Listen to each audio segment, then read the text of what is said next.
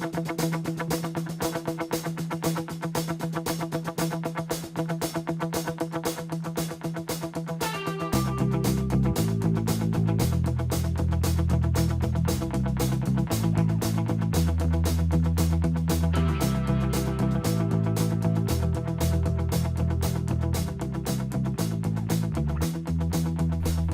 into Rollin Illini here on WPGU 107.1 and UPTV.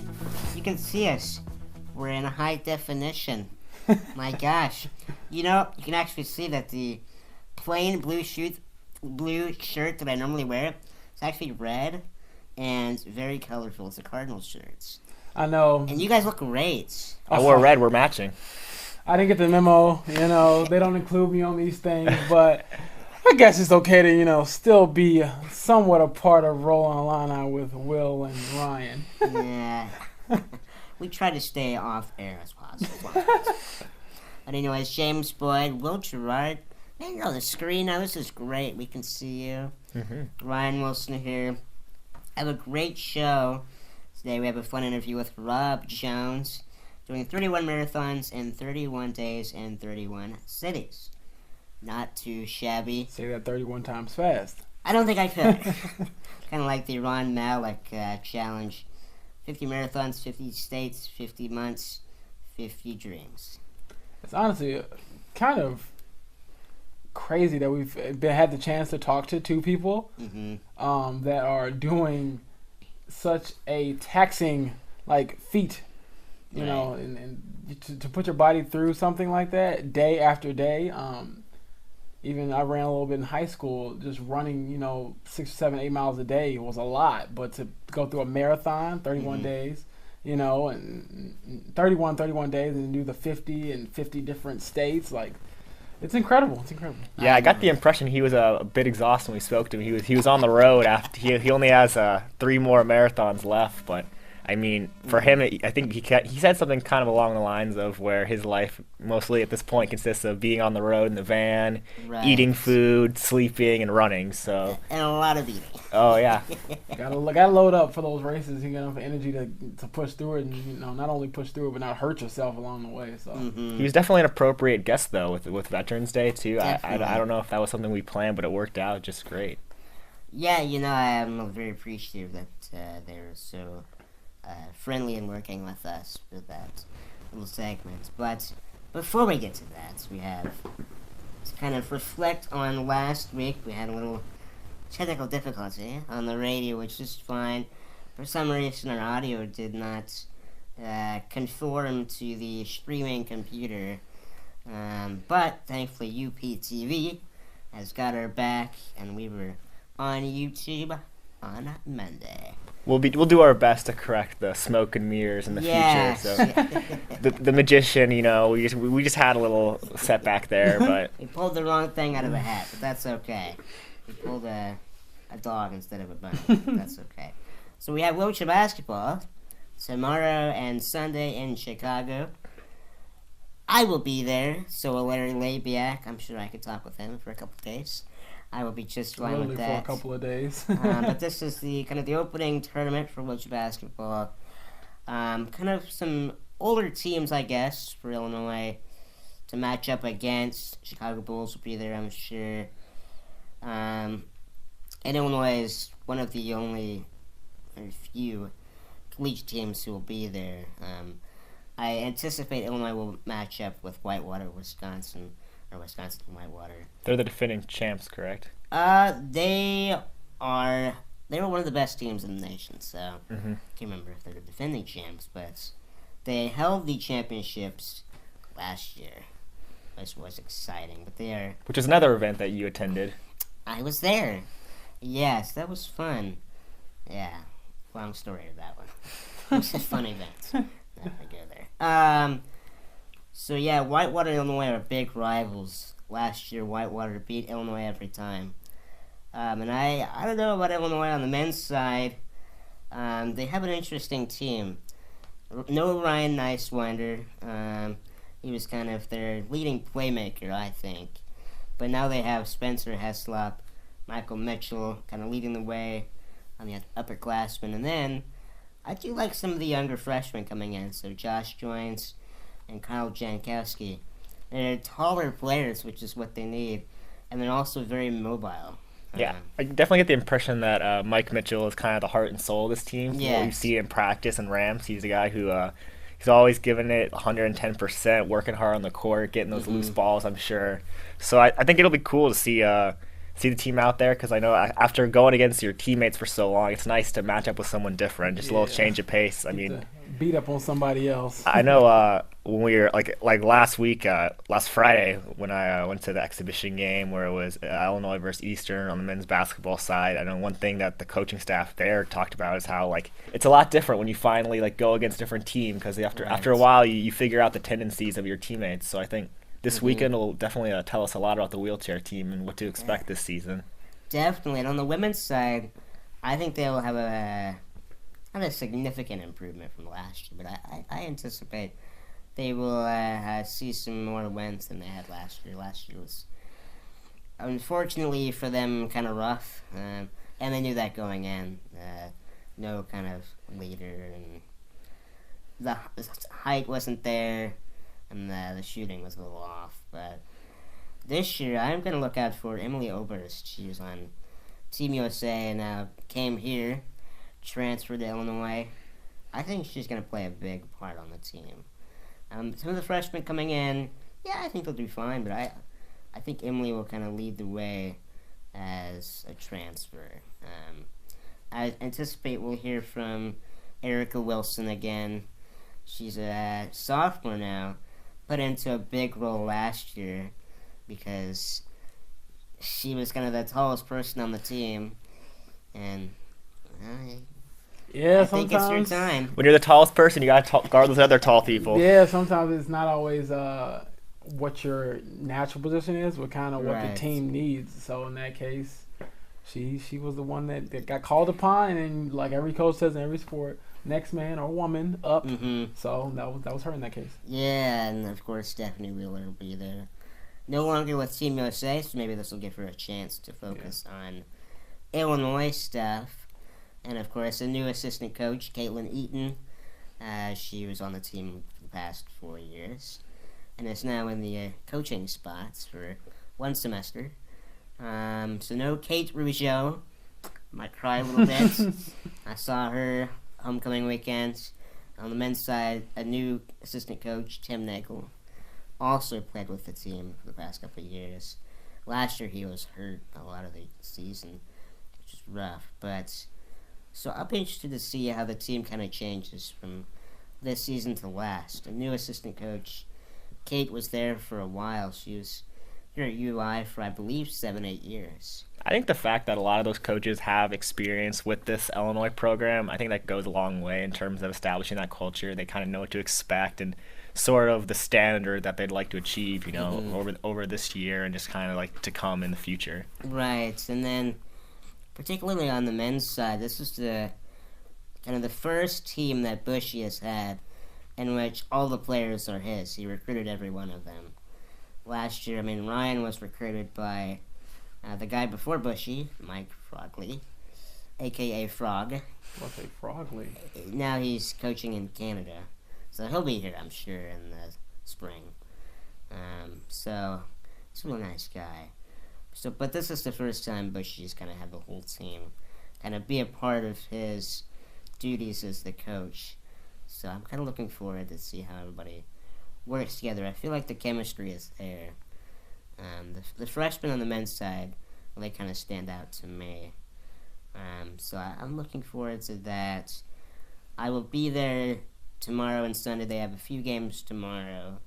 The men and the women's team. It's a long day if you're reporting on the game. Thankfully, I'm not. What's your Twitter handle, Ryan? So our listeners out there can follow along. For maybe if they don't see this before this weekend's games, they'll have next weekend with those games as well. Yeah. So at 32 Rhino, follow me, hit me up. Like, totally. I promise you it's worth it. I tweet a lot of things, okay? I retweet a lot of things. A lot of Illini content, a lot of para-athletics, so if that's what you're looking stuff, for. Just positive quotes and things about life. There you go. It's just good vibes you get from Ryan. I learn a lot from scrolling through his Twitter feed. But all jokes aside, you'd be surprised at what Paralympic athletes are doing all around the world every single day. I saw the tweet that you retweeted with finally got 280 characters. And I know, right? I don't have that. I do. One of Twitter loves me. Thank you. Where's my band? But it was cool to see how they listed off like all the Paralympic sports beyond just the ones that we always hear about, like basketball and even like track athletics. So it was cool to see some of the other stuff, and I was like, I can't do any of this stuff, but obviously somebody's doing it. They're doing it a lot better than us or me. Yeah. So there was a tweet about Pyeongchang 2018, and they had, because they now have 280 characters. Where have I been, Twitter? They listed out every single para sport in the Winter Paralympics. And I was amazed. I thought that was really creative. I would never think of that. It's a good use of the 280 characters. I would hate to see like 280 like emojis. I'm still not sure how I feel about the 280 characters. It's just not quite as visually pleasing to me. I know you can fully express your ideas, so that's good, I guess. Oh, I agree with you. I'm about to use my 280 characters for absolutely nothing important. But again, that was an example of how it can be used for something both obviously a little silly, but positive and informative at the same time. Yeah, so we talk a lot about wheelchair basketball and track and marathoning. There's also curling. I need to try out some curling. Shot put, we had Colin LaFon How's your on last form year. looking? It's not there. Shot puts, just a lot of fun things. Triathlon, rowing, swimming, alpine skiing. I mean, the list goes on. And it's continuing to expand. Taekwondo, that's a thing. So we should do some para-taekwondo sometime. You better watch out. Do a demonstration. I feel like Ryan just literally asked me, like, we should just go get beat up one day. Well, if it's for, Rollin Illini, I might give it some thought. But anybody else asks me this on the street, I'm going to say no. Ryan, don't worry. I'll bring a camera. I'll be there, guys. Behind the camera. All right, you go first. But yeah, and then we had an opportunity to talk with Rob Jones. Great guy. I was amazed by Rob Jones. Honestly, who wouldn't be after you hear about his story and the things he's done? Yeah, so I kind of mentioned it on our Facebook page. He served he served in the Marine Corps, deployed twice to the Middle East. On his second trip, he was in Afghanistan in 2010, stepped on a landmine and injuring his legs, and now he is a double above the knee amputee. And soon after his recovery process, decides to move to Florida and to rowing. And what a coincidence, he joins up with Alina Oksana Masters. So Oksana Masters is not technically in Atlanta, but they consider her part of the program because she trains here. And so Rob and Oksana end up winning a bronze medal in London in rowing. And then... Only third best in the world. I know, right? It's disappointing. And then Rob tried out for the triathlon, I believe. Or biathlon, I can't remember the exact one. For Rio. Didn't make it. However, he's doing all these great things of, I'm going to bicycle across the country from Maine to San Diego. And then I'm going to do 31 marathons in 31 days. And his goal with this is to kind of show people that, veterans may come back injured, but they're still part of society and still kind of have an impact on society. And so Rob's goal is to show this and prove this. And I feel like he doesn't really have to prove it because he's kind of a living example of that. Mm-hmm. And I really admire his wife, Pam. She's very friendly. I talk with her a lot leading up to this interview. She's also a Paralympian, and she's all about Rob. This is Rob's journey. I'm going to help him out. He's got that support network there. Yeah, his mom and his wife. I know, right? Yes, so in the interview, we're going to find out here in a few seconds that after Rob does a marathon, he'll go back to their truck they have, or van, and his mom will give him a massage. Like, why don't I have anybody who does that for me? Right. If I'm telling you, Mom, I will see you pretty soon. When I ask for a massage, I don't want to hear no back talk. I don't want to hear none of that. Just get to it. But I guarantee you, when I do ask for it, it's going to be like, boy, you grown now. You been gone all that time. Your back ain't been hurting then. You fine. So it's nice to see someone else getting the love and the care that I don't always get. Speaking of mothers, it's my mom's birthday today, so I know by the time this airs, it'll be a little dated, but I just want to say happy birthday if you're out there listening. Oh, that's so sweet. And this weekend is also Dad's weekend. James, shout out to James, did a sweet piece for Good Morning Illini about dads here. You talked about your own dad. Yep, talked about my dad, along with, I highlighted 3 different father-son relationships in Illini athletics, but I had to throw my dad in there. We never played any college sports, but still my dad, so I think he's better than everyone else's. You follow college sports? Just a little bit, They tell me that I write things from time to time, All right. Well, I think it's been fun. Thank you, Richmond Studios, for your help. I don't know. I could thank John Paul Kennedy, Dr. Janice Collins for their help in kind of giving us a nice camera and winning some equipment for us to do an HD show. We'll probably never do it again. We'll break your TV. They gave me a job where I can get a camera for our show. So hopefully this isn't breaking the rules. Nah, Ken already was like, whatever you guys need for the show.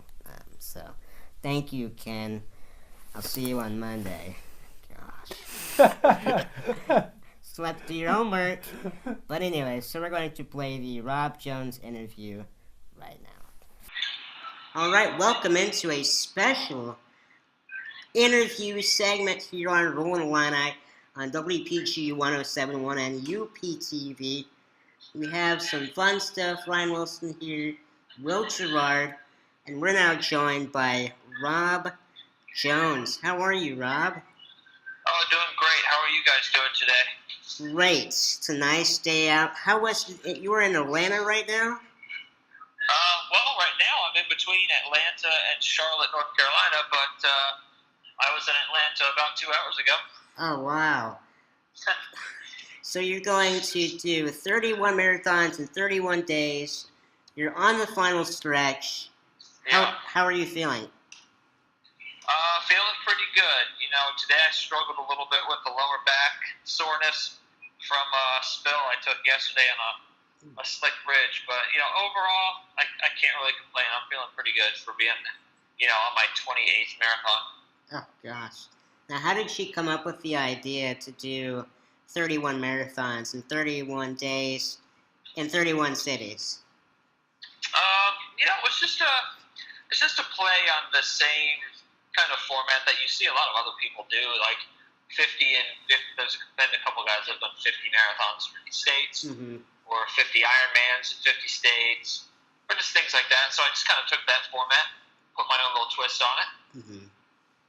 Very cool. So as you've gone from city to city, do you feel like it's been a kind of a learning experience for you? Yeah, you know what? I definitely learned. I was pleasantly surprised by the resiliency of my body. I was kind of expecting, my first one in London would be the best one because I'd be fresh, and after that I would just be kind of fighting deterioration. And so, but what happened was I was actually able to get a little faster for a while, and then just kind of maintain. So it was really a pleasant surprise.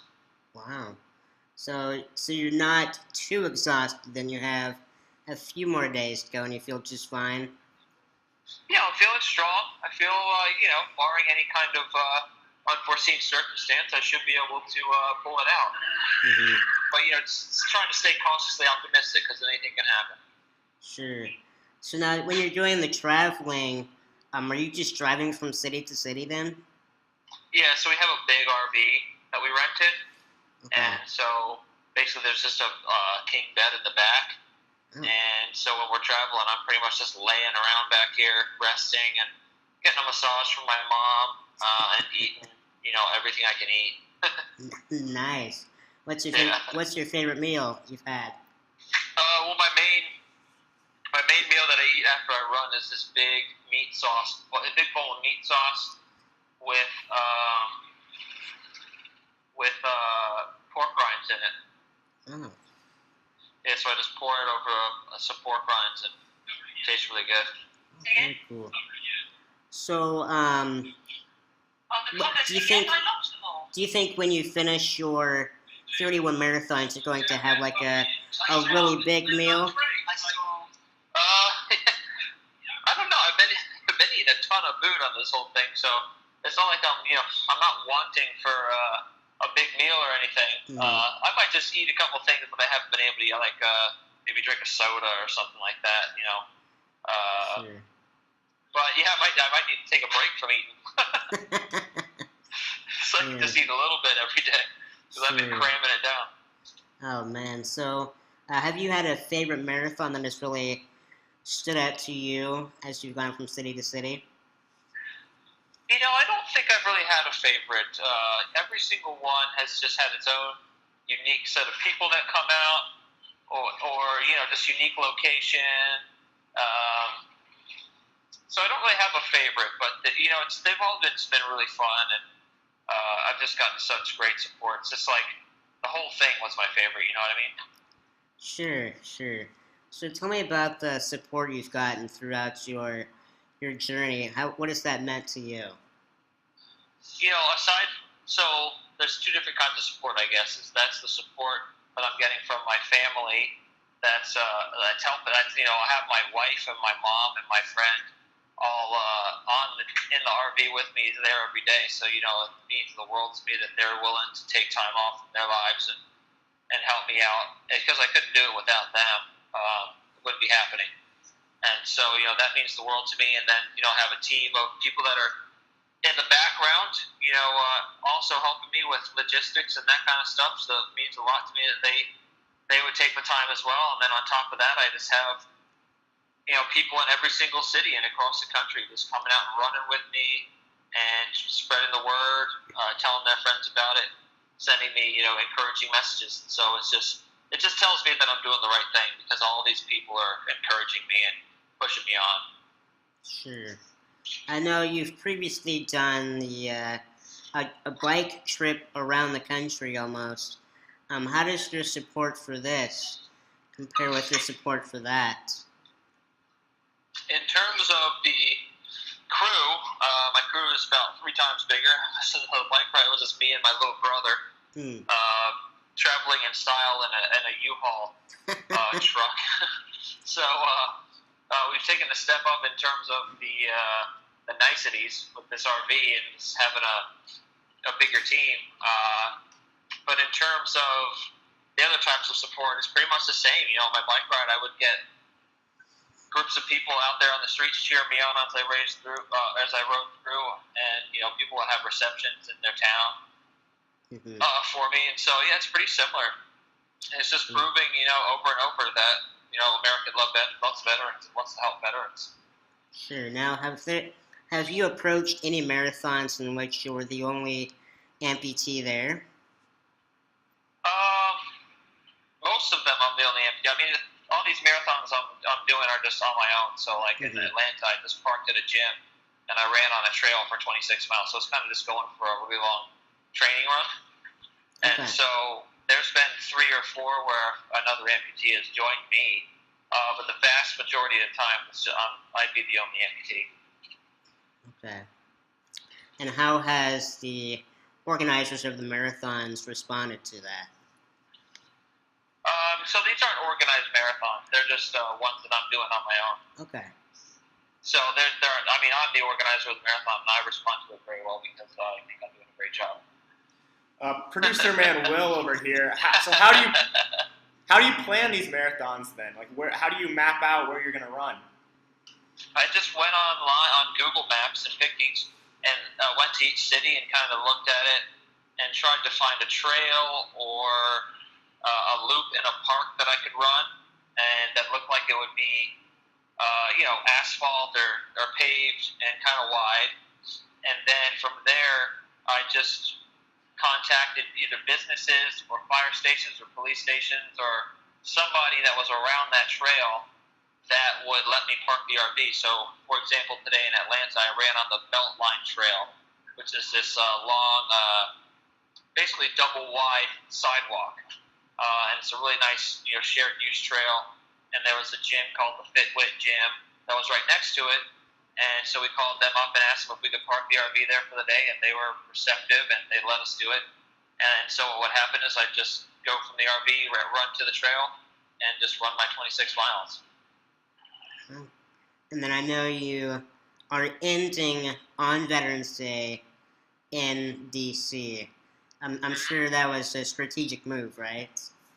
Yeah, I planned the last day before I planned any of the other days. So, I can't think of anything that's more poignant than, a wounded veteran that's fighting for other veterans, that's finishing part of his mission on Veterans Day, down on the National Mall, around all the monuments or the memorials that are meant for veterans. So, I think it's going to be a perfect ending.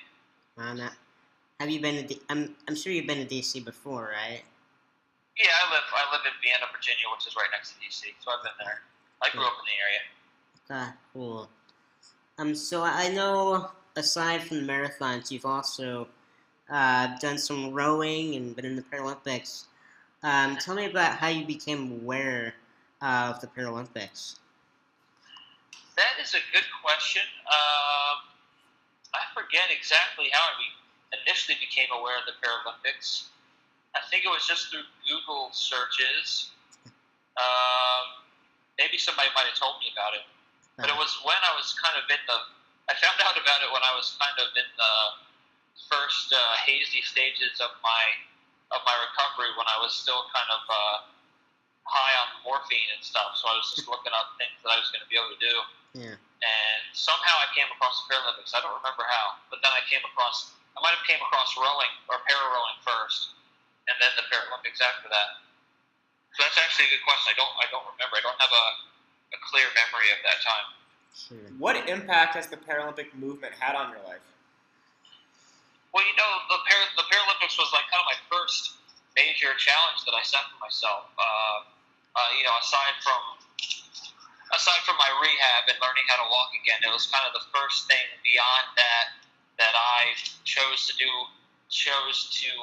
push myself to do. And so it was my first big test of, what my capabilities were going to be post-injury. And so, I did pretty well in the test. So it was satisfying to be able to pass that test.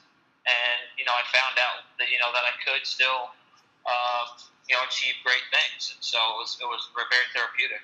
Yeah, so when you refer to tests, are you referring to doing rowing?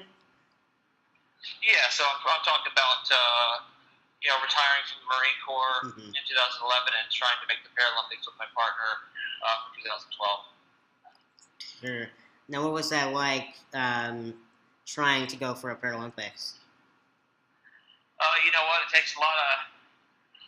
takes total dedication. I pretty much loaded I retired, loaded my car up, full of stuff, and drove down to Florida because it was December, and just moved away from all my family and all my friends, all my support network, and moved down to Florida. And because I felt like that's what I had to do. I had to go somewhere where I was able to row every single day.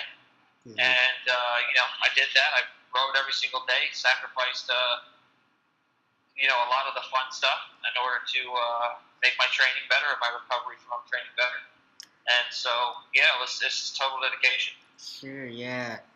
Yeah, so when you got to the Paralympics, what was that like, seeing all these different types of para-athletes and chairs with various types of impairments? I feel like that would be a very eye-opening experience.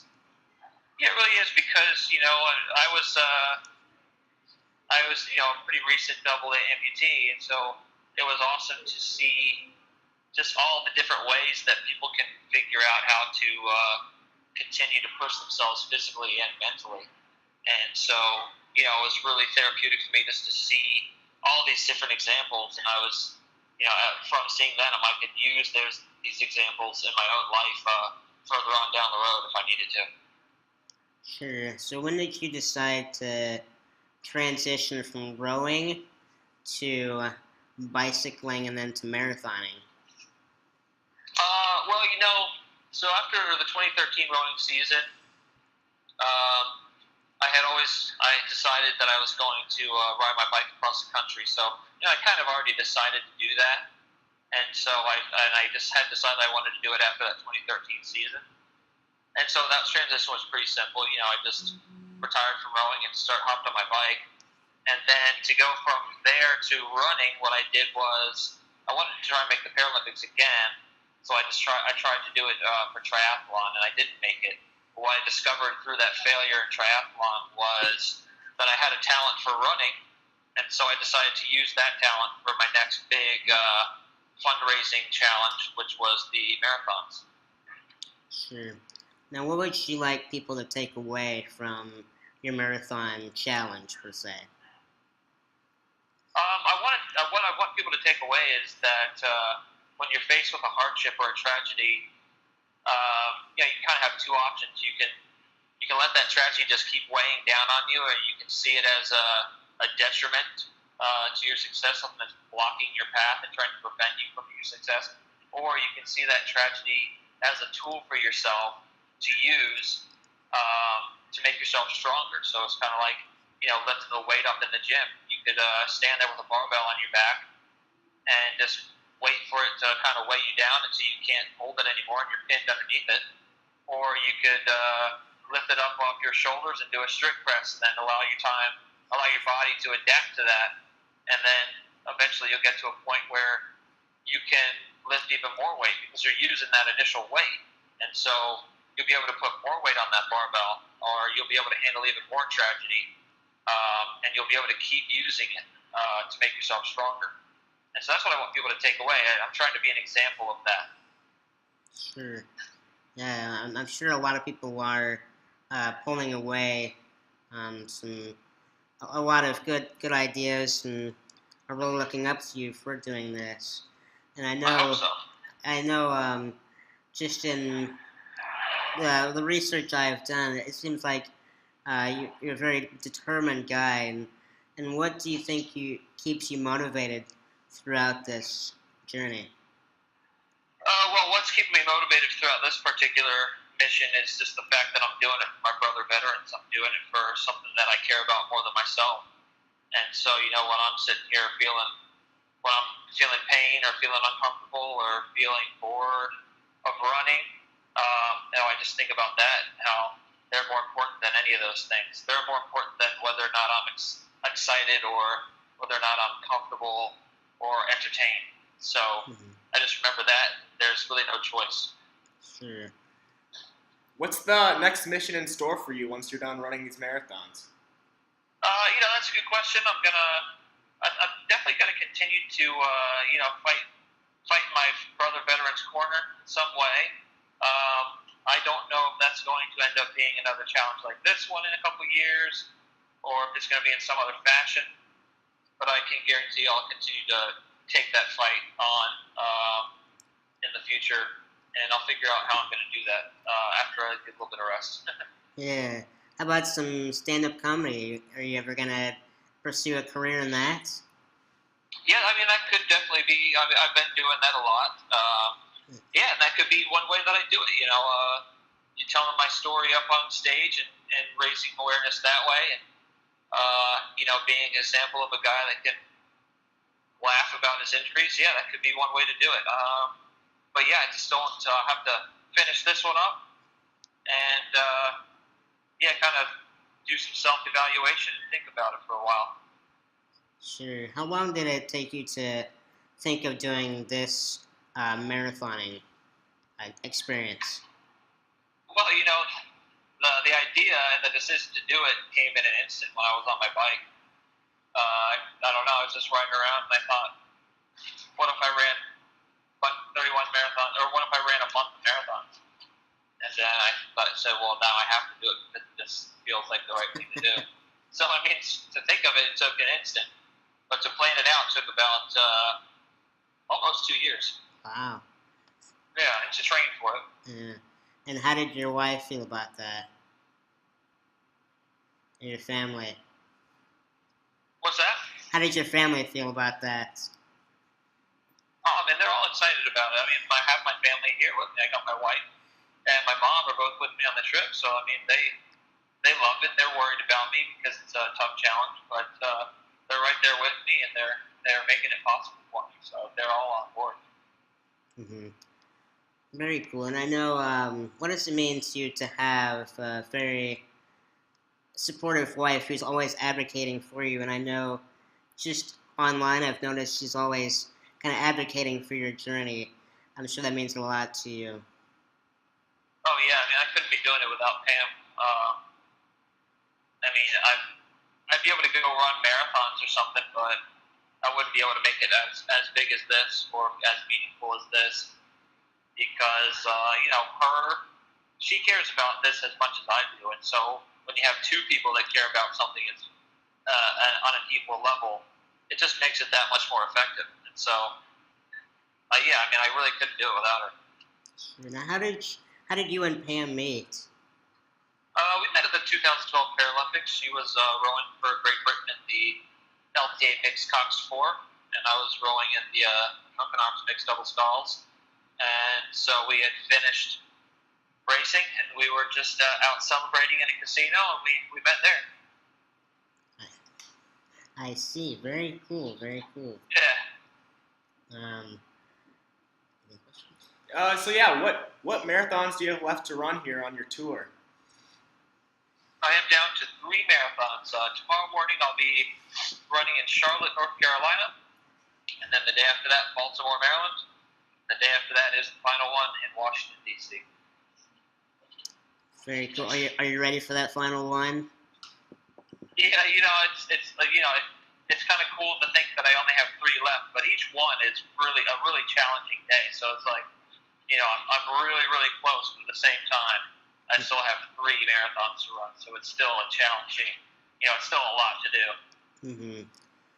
All right, Rob. Well, thank you so much for talking with us. I really appreciate your time.